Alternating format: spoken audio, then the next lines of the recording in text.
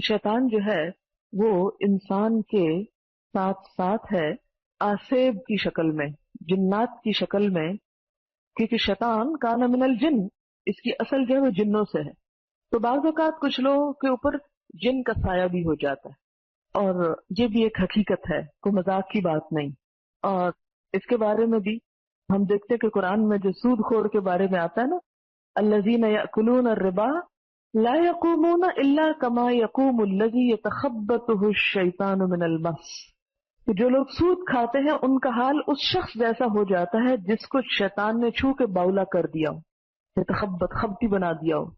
تو جب جن کا اثر ہوتا ہے کسی انسان کے اوپر تو اس کے اوپر کیا ہوتا ہے، ایک خبط ہو جاتا ہے، ایک پاگل پن کا سا دورہ پڑ جاتا ہے، بہکی بہکی باتیں کرنے لگتا ہے. انسان اپنے ماحول اور حالات اور عقل کی باتیں چھوڑ کر بے عقلی کی باتیں کرنے لگتا ہے. اب اس چیز کو قرآن میں تسلیم کیا گیا، تبھی تشبیہ دی نا. اگر جن کی وجہ سے انسان خبتی نہ ہو اور جن نام کی کوئی چیز نہ اور نہ اثرات ہو تو قرآن کیوں کہے کہ اس کا حال اس شخص کا ہو جاتا ہے جسے جن پڑ گیا ہو. تو اس سے پتہ چلتا ہے کہ بعض اوقات جنات انسانوں کے اوپر کنٹرول کرنا چاہتے ہیں، ان کے اوپر حاوی ہو جاتے ہیں، حائل ہو جاتے ہیں. اور ویسے بھی نبی صلی اللہ علیہ وسلم نے فرمایا ہے کہ شیطان انسان کے جسم میں خون کی طرح دوڑ رہا ہے، آتا ہے جاتا ہے، گھومتا ہے پھرتا ہے، اور دل تک پہنچتا ہے، وسوسے ڈالتا ہے، پھر بھاگ نکلتا ہے. امام احمد بن حنبل کے صاحبزادے عبداللہ کہتے ہیں، میں نے اپنے والد سے کہا کچھ لوگ کہتے ہیں کہ جن آسیب زدہ کے جسم میں داخل نہیں ہوتا. والد نے جواب دیا، بیٹا یہ لوگ جھوٹ کہتے ہیں، سچ یہ ہے کہ جن ہی انسان کی زبان سے بات کرتا ہے. بعض اوقات جب کسی کو جن پڑ جاتا ہے تو وہ انسان بولنے لگتا ہے، اور دراصل وہ انسان خود نہیں بول رہا ہوتا، اور جن بول رہا ہوتا. اس کے اندر آواز انسانوں جیسی ہوتی ہے، لیکن جو باتیں اس کی بہکی بہکی اوٹ پٹانگ آگے پیچھے کی ہو رہی ہوتی ہے وہ سینسیبل آدمی نہیں کر رہا ہوتا.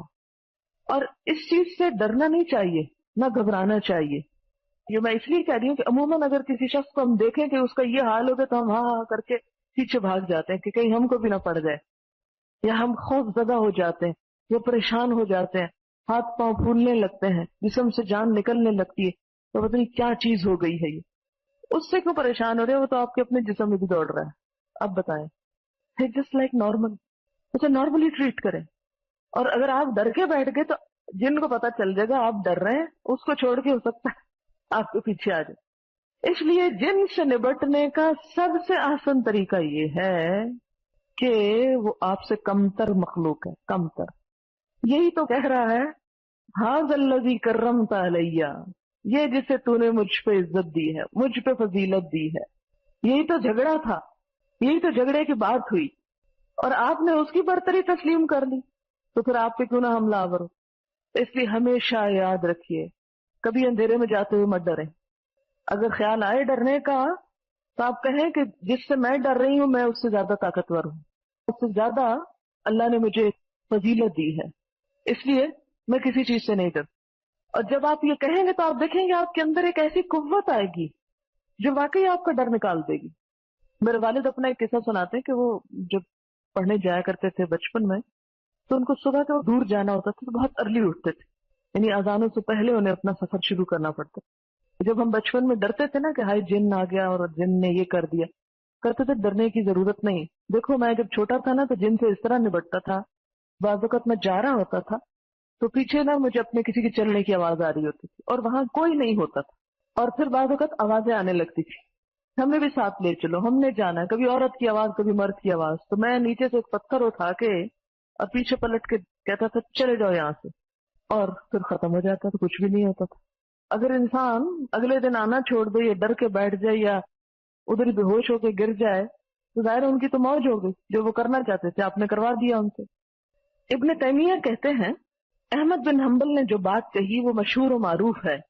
جن انسان پر سوار ہوتا ہے اور انسان ایسی زبان میں بات کرنے لگتا ہے جو سمجھ میں نہیں آتی، اس کے جسم پر اتنی مار پڑتی ہے کہ اگر کسی اونٹ کو مارا جائے تو اس کے بدن پر نشان پڑ جائے، اس کے باوجود اس شخص کو پٹائی کا احساس نہیں ہوتا. نہ اس گفتگو کا جو اس نے اپنی زبان سے کی، وہ کہتا ہے میں نے تو یہ بات نہیں کی، آپ مجھے کیوں یہ بات کہہ رہے ہیں. आसेब ज़दा शख्स कभी तो दूसरे इंसानों को घसीटता है, कभी जिस चीज पर वो बैठा होता है उसको खींचने फाड़ने लगता है, कभी देव हैकल मशीनों को एक जगह से दूसरी जगह मुंतकिल कर देता है। इसके अलावा और भी बहुत सी हरकतें करता है। जो शख्स इसका बचश्म खुद मुशाहिदा करेगा उससे मालूम हो जाएगा कि जो चीज इंसान की जबान से बात कर रही है और इन चीजों को उलट पुलट करके रख देती है, वो इंसान के अलावा कोई और मखलूक है, वो इंसान नहीं। इब्न तैमिया रहमहुल्लाह मजीद कहते हैं कि अइम्मा मुस्लिमीन में कोई भी इस बात का मुनकिर नहीं था कि जिन आसेब ज़दा शख्स के जिस्म में दाखिल होता है। ये सब ये मानते हैं अइम्मा उलमाए कराम। जो इसका इनकार करे और ये दावा करे कि शरीयत इसको नहीं मानती, वो शरीयत पे तोहमत लगाता है। शरई दलाइल में कोई ऐसी बात नहीं मिलती जिससे इसकी तरदीद होती हो।